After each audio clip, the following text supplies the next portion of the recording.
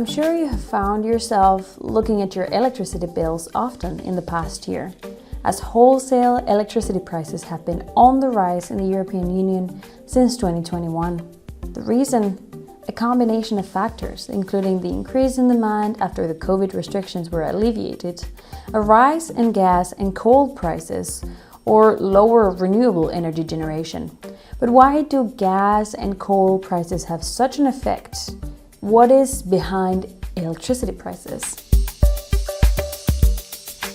Hi, and welcome to Energy Explained in Short, where we discuss all things energy, and more specifically, renewable energy. In this In Short series, we will tackle a topic and have a discussion, so you get the bigger picture in a small format.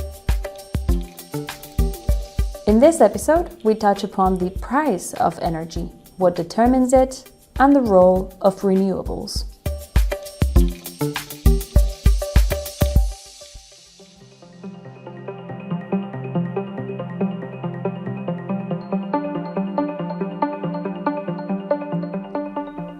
Have you suddenly caught yourself talking about your energy bill with your friends and family?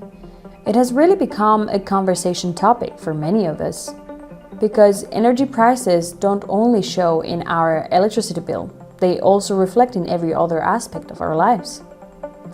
There's a variety of reasons why electricity prices fluctuate, but first, let's look at two key concepts or players in the electricity market. You may have heard of PPA prices going up or down, but what is a PPA? A PPA, or a power purchase agreement, is an arrangement between two parties. It is usually a long-term electricity supply agreement between a power producer and a customer, which can be an electricity consumer or a trader. With the agreement, the power producer installs, owns, and operates an energy system that belongs to the customer, and the customer buys the electricity for an agreed period. It is a complex market with many players, and PPAs are just one of the elements in play. If we zoom out from our own countries and look, for example, at the European Union, here the market is open, so any energy producer or supplier can access the transmission grid and network. This is thanks to EUPHEMIA, another key player in the market.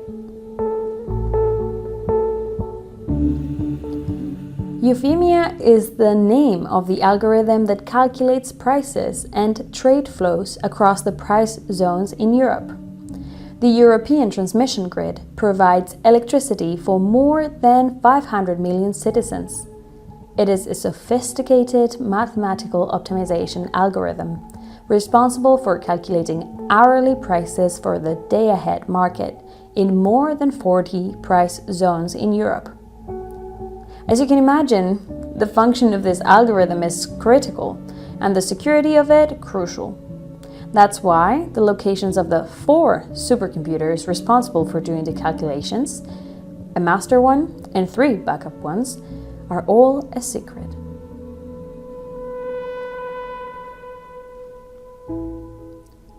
But what about the consumers? Let's talk about the concrete things that you and me are really interested in, and that is our electricity bill. So let's take a look together. You will notice that there are several sections, so you aren't paying for just one thing, but multiple things. The first step is the electricity itself and its cost. These charges can vary from peak to off-peak hours. Peak hours are more expensive than off-peak hours, so that already changes the final charges. But now that we covered the electricity itself, comes the rest, because there are multiple steps from when the power is created to when we use it through our sockets at home. To understand it better, it's basically like order and takeaway. So let's imagine you had a lazy day and you're watching your favorite TV show. You don't want to cook, so you order a pizza for dinner. That's great and you're excited to eat it. But you can't eat the pizza you ordered if it's not delivered to you. Electricity has to be delivered too, so you can find the charges for that in your bill. The delivery is split in two, the transmission and the distribution. The transmission is through high voltage lines and the distribution is locally through low voltage lines. If we use our pizza analogy, transmission could be the delivery person carrying the pizza from the restaurant to your street using big wide roads. Distribution is the delivery person walking up to your apartment to bring the pizza to your door. In takeaway, both transmission and distribution are carried out by the same person, but for electricity, they are charged separately. To finish up, electricity has some regulatory charges, and then with all of it summed up comes VAT. This is the total amount that you will be asked to pay. So, for you to be able to eat a delicious pepperoni pizza, you had to pay for all the services around it. And it's the exact same thing for you to be able to use the electricity in your home. So much talking about pizza made me hungry, so let's better move on to our next point. Electricity is so expensive because gas prices are high right now. Isn't this a phrase that we've heard a lot?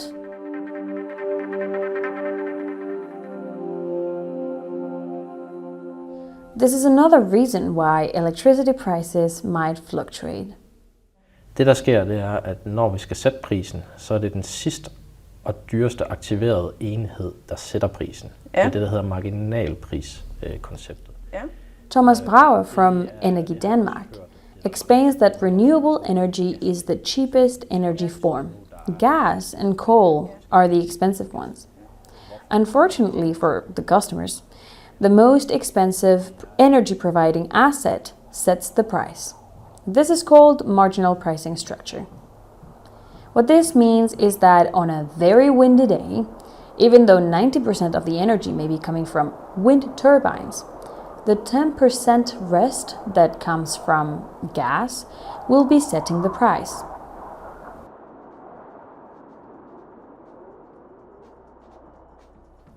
So, what role will renewables play in the future of electricity prices? Are prices cheapest in a 100% clean energy scenario? We'll talk about this today in the discussion.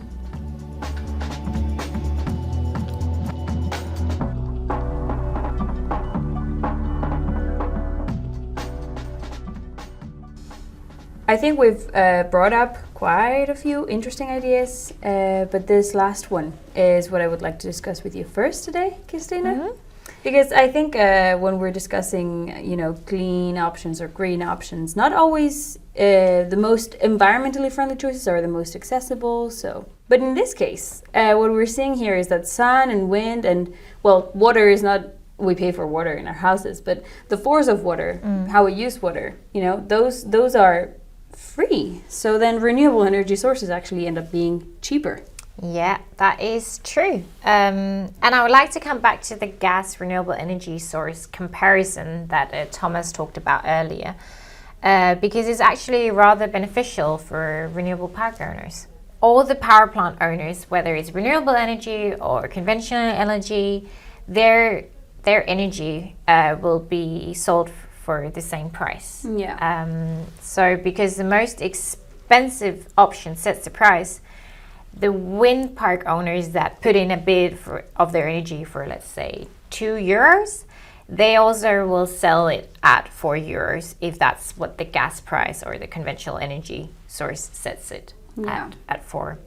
And this system kind of ensures that the assets with the lowest prices always are able to sell their energy, meaning that renewable energy will always be sold first. Okay, and this actually sounds like, it incentivizes the creation of renewable energy plants, because if the system ensures that the asset with the lowest energy prices are always earning more money, which is the case, it becomes more and more attractive to invest and build more renewable plants. And then, of course, if we have more renewable sources, then prices could also go down. Yeah, and that actually brings upon a new sort of challenge when we look into the renewable future, because when we have 100% renewable energy supplying all the demand that we have, there's no need to turn on gas engines or conventional energy plants.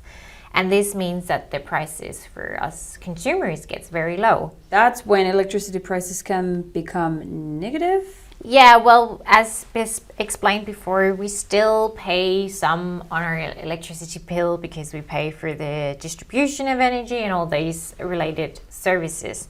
Yeah. But you're right, if there's more renewable energy production than there is consumption demand, well then there's too much energy actually produced, and to ensure the stability of the grid, that means that the prices actually go negative. That sounds great for us. Yeah, it does, but it doesn't sound great for the renewable asset owners. And that's where storage comes into the picture. And storage, as we discussed in the previous episode, is becoming a huge trend this year. It's in a way to kind of utilize the power produced as much as possible. And another big trend in order for the renewable asset owners and also the power traders to actually make money and increase their earnings is to start making bids for the ancillary services market.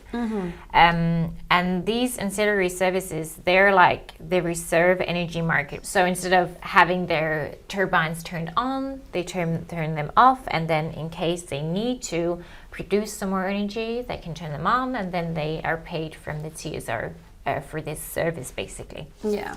And this need will become increasingly important as we have less of more the conventional energy, and then when we have more fluctuating energy sources where we can't necessarily turn on the wind, for example.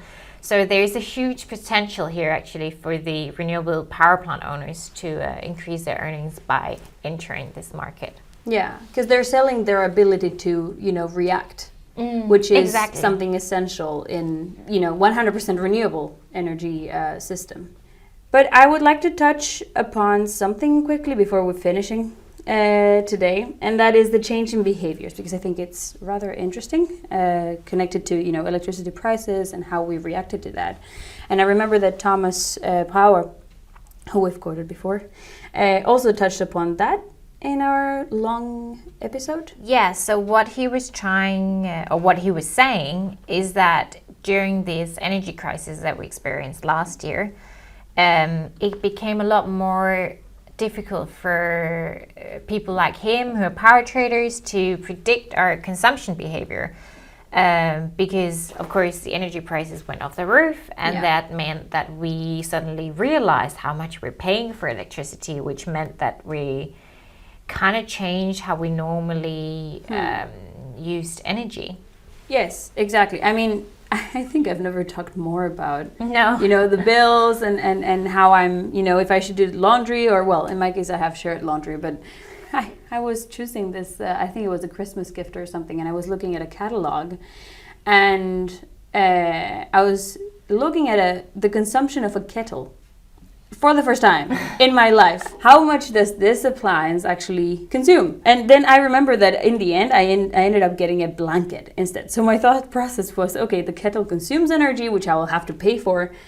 The blanket will prevent me from using more heating than I really need. So the blanket it is. That is crazy. Yeah, so it's been something that we've been talking about a lot, I think. Yeah, we've definitely started to be much more aware about energy costs, because we're interested in this, and we started to become more strategic about how much we use our energy, who is our energy provider. Yeah.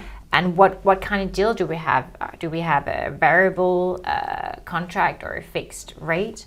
And Thomas actually also points this out in the podcast episodes, that we didn't worry about this before, because if you really looked at all your energy consumption and how you spend your energy, and if you cut down on a few things, you wouldn't actually save a lot of money. But once the energy prices went up, you could actually start saving 200 to 300 euros a year, which is a lot of money for a lot of people. Yeah. So of course, people start looking at where they can make some cuts and buy a blanket instead of a kettle. Yeah, exactly.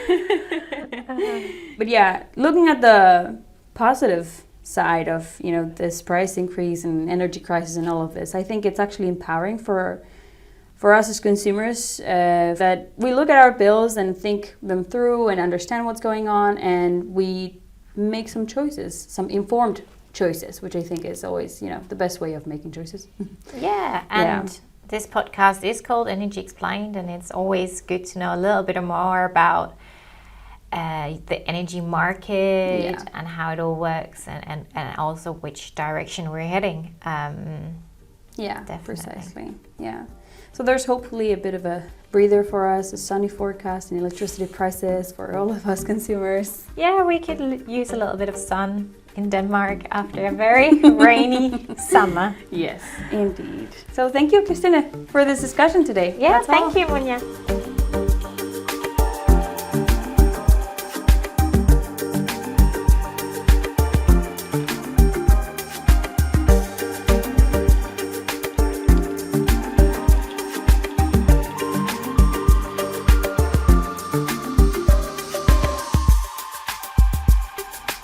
Thanks for listening to the Energy Explained in Short series. If this episode was interesting, follow us and stay tuned for more to come in the future.